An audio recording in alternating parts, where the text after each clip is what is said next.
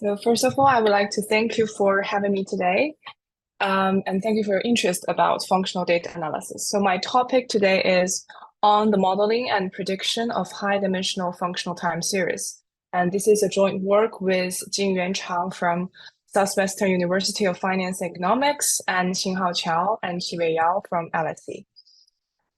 So before I dive into the modeling details, I think maybe some of the audience might not be very familiar with functional data or functional time series analysis.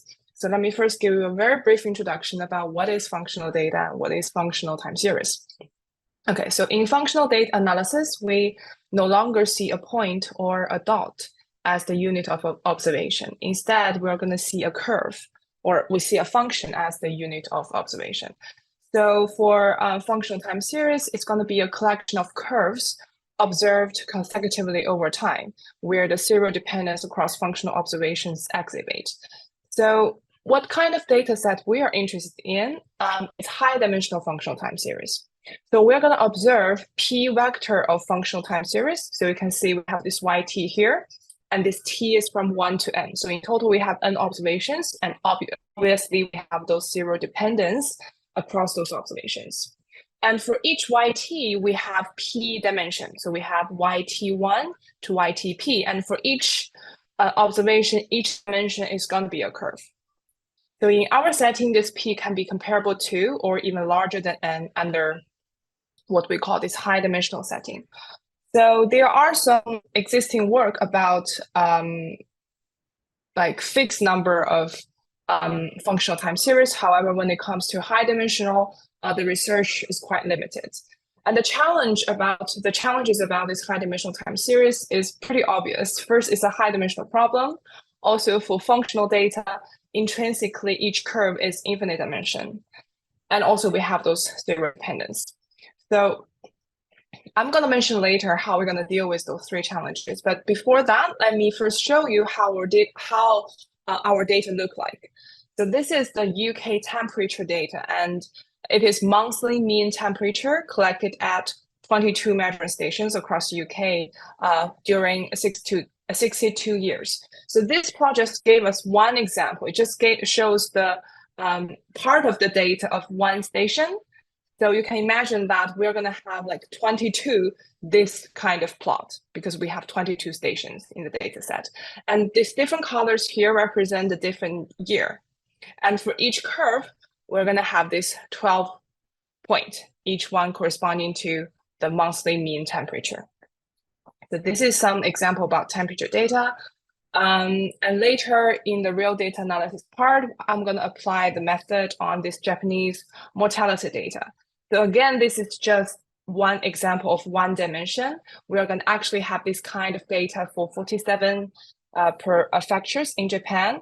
And in total, this number of n is going to be 43. So you can see in this example, this p is larger than n. So how we're going to modeling and predict this kind of curve is the topic of today. Okay. So there are some standard approach in existing literatures, but as I said before, most of it deals with the fixed number of curve time series. So we might have some issue when we want to extend it to high dimensional data. So what would be the problem? This is the first type of the traditional approaches that it has two steps. For the first step, they are going to treat this p vector functional time series individually. So they're going to do some dimension reduction for each component of ytj separately. And then for each of they're going to like decorrelate this into some vector time series to measure the dynamic of the functional time series. Okay, so the second step is going to change too, because now we're going to have a bunch of vector time series. In total, we have p vector time series. So they consider to use a joint large model to estimate those parameters. And the drawbacks of this method is kind of obvious. For the first step, they fail to measure the cross dependence among those curves. And for the second step, because they need to use a joint large model, so it will suffer severely from the curse of dimensionality. Yes, because you have a large amount of parameters to estimate. And about the second type of traditional method, instead of doing the dimension reduction separately, they're going to concatenate multiple functions to perform dimension reduction altogether. Yes, and it works well when P is fixed. However, again, when we want to, like this P probably larger than N, then still you're going to have a very high number of information left, a high dimension left. So the drawback of this method is it does not investigate any potential like dependence that can be simplified into a certain dependent structure. And also because most of the model is based on covariance. So they do not leverage information on the serial dependence, which is very important for time series analysis. So what we want to do today is we want to achieve a more effective dimension reduction for high dimensional functional data. So let's go back. I mentioned two drawbacks here. It does not investigate the potential simplified dependent structure, and it does not use information on the serial dependence. So let's see our method. So again, our method has two steps. The original data is high dimensional functional time series. And then actually we're motivated by PCA. So for PCA, you can do some eigenanalysis on the covariance matrix, and then you put the matrix of eigenvectors in front. You can transform the original data into uncorrelated data. So we would like to use a linear transformation in the first step so that we can transform those high dimensional functional time series that correlated together into some separate groups. Then you only have those dependents within the group. However, between the group, those are independent. So that is the first part. So after the part, then we can do some things within those groups because there are no independence across the groups. So within the groups, we consider to use some serial dependence information, and we're going to decompose it into some vector time series. We use some existing like VAR or VAR-MA model to do the forecasting. Then we can reverse it back to the original high dimensional functional time series to get the forecasting of that. So that is the general framework of our model. And before I go into the details, due to the time limit, I might not have enough time to cover the second part. I think I'm going to focus on the first step today. However, since this work is an application like motivated work, actually we could use these two steps separately. So for every kind of dimension reduction method that you want to use for the second step, you will find that starting with those transformation segmentation idea in the first step would always give you a better prediction because it can effectively, what we call it, reorganize those dependence information into some simplified structure.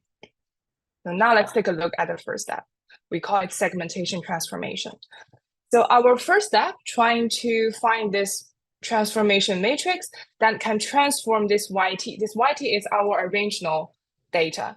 And after this A, it can be transferred into ZT. This ZT here in total has Q groups. Q here is the number of groups.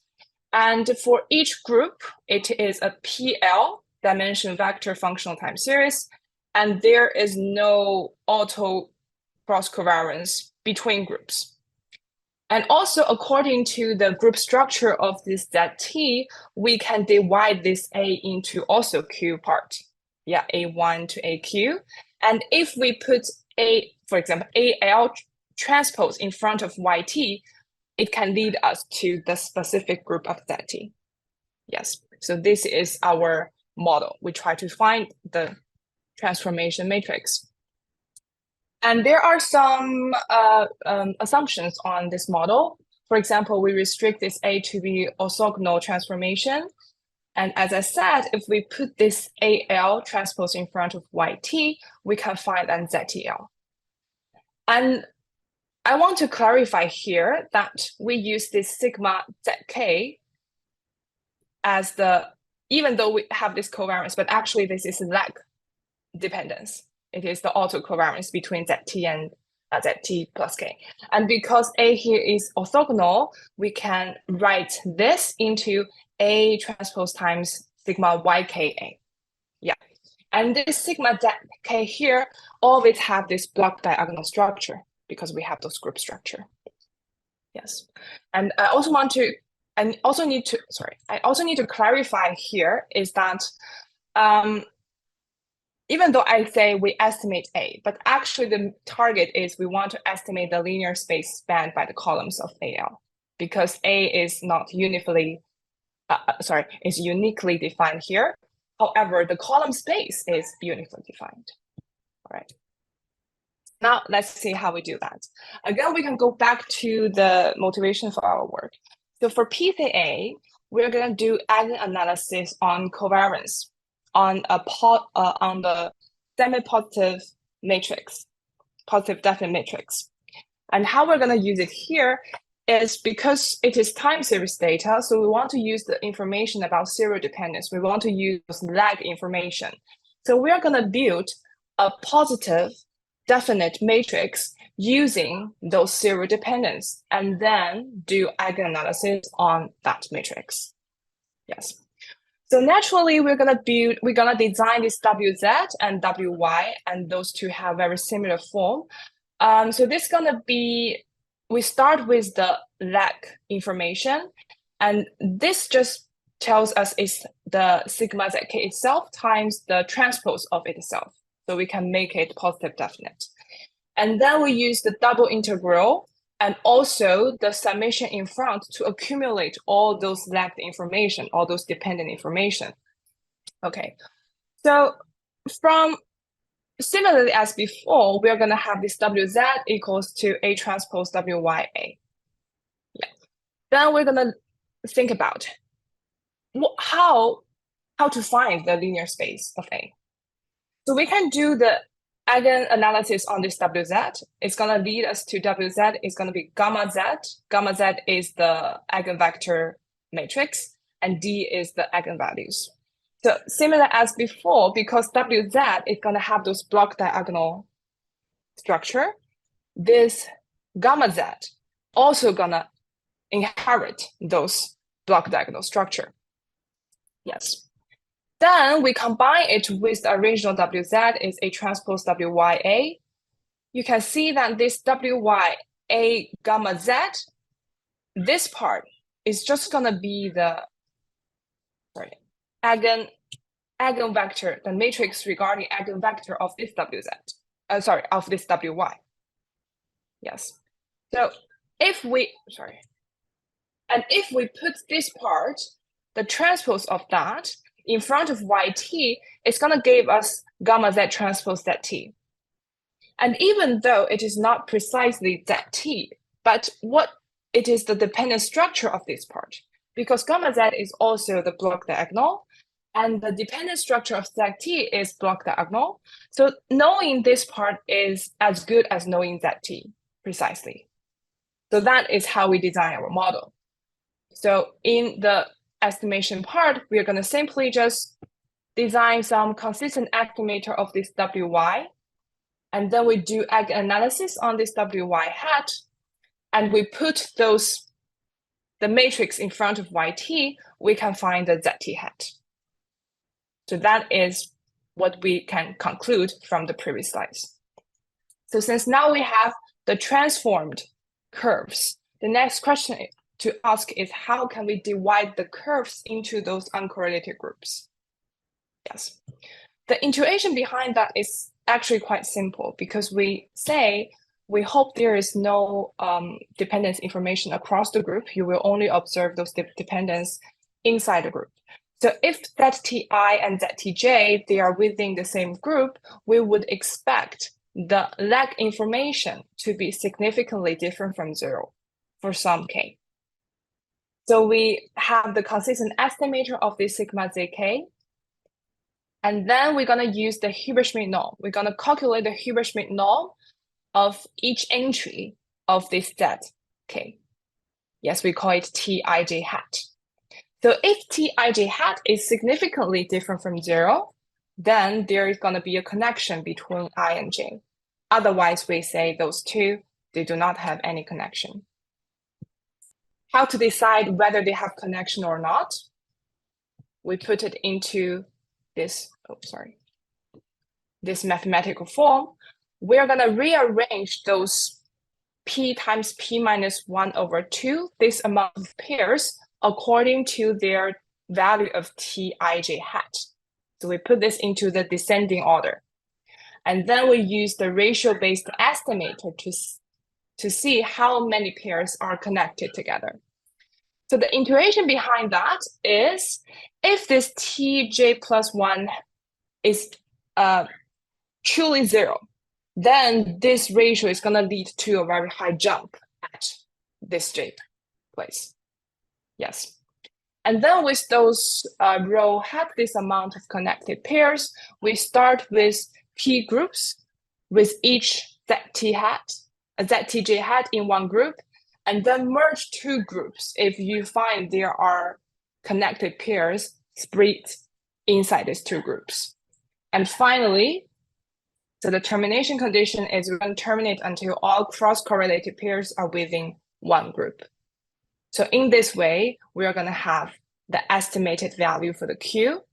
So we're going to have Q hat this amount of groups.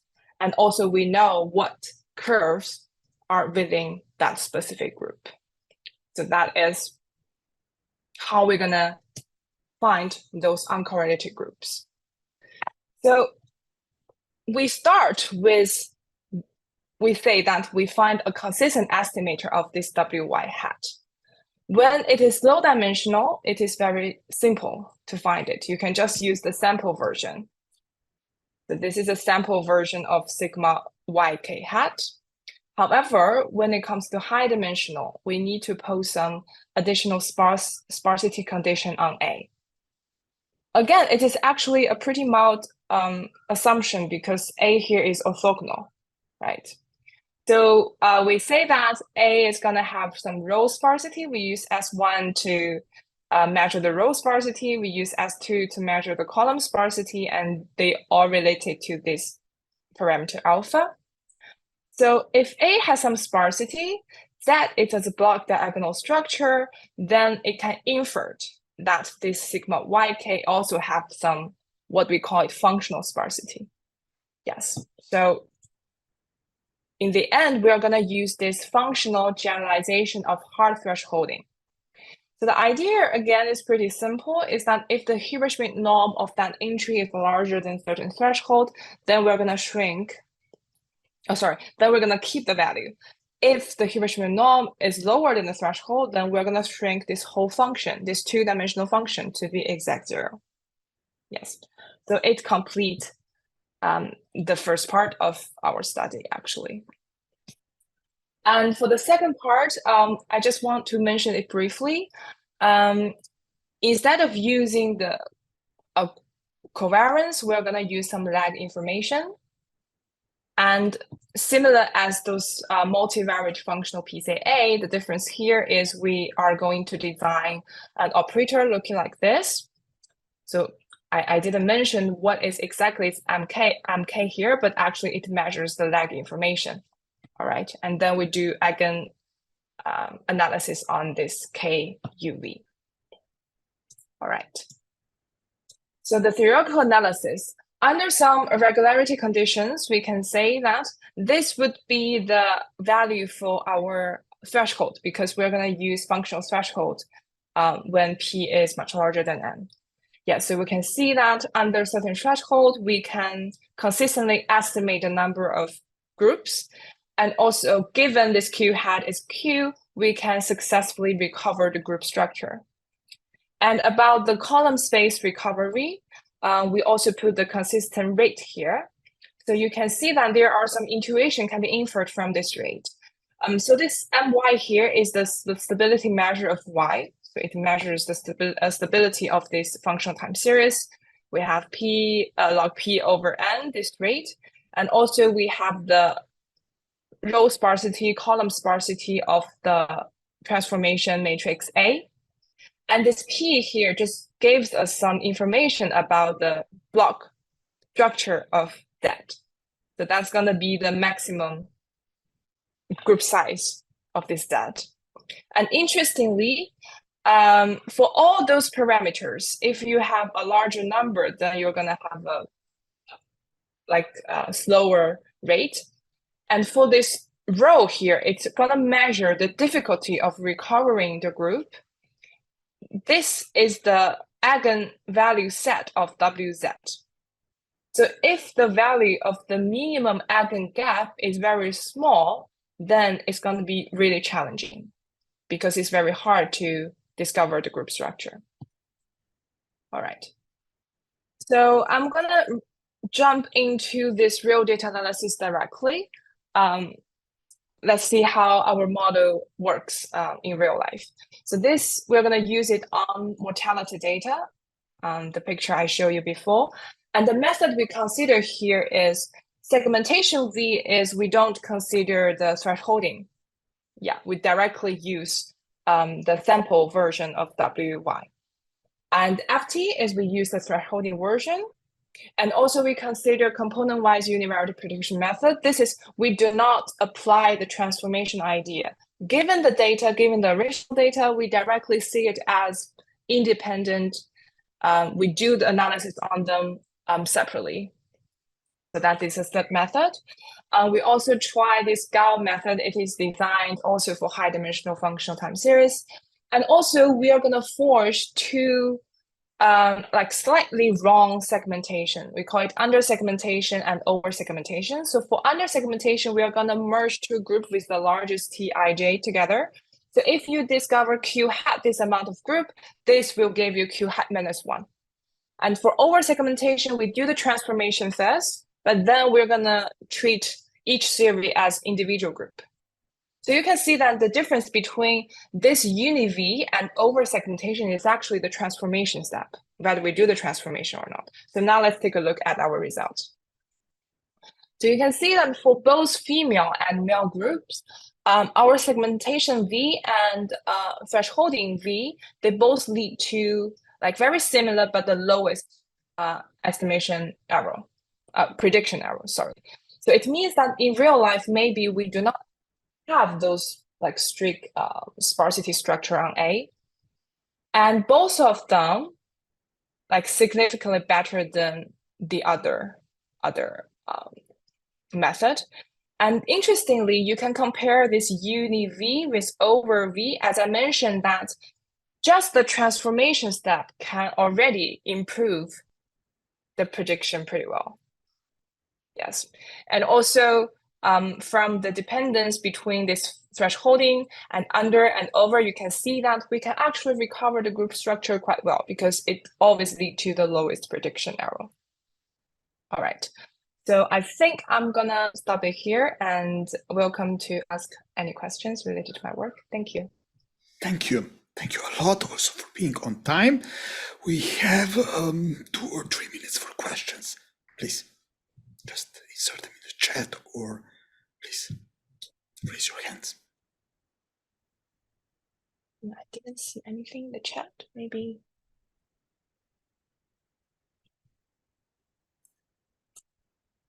Again, I ask you one question of mine for a start.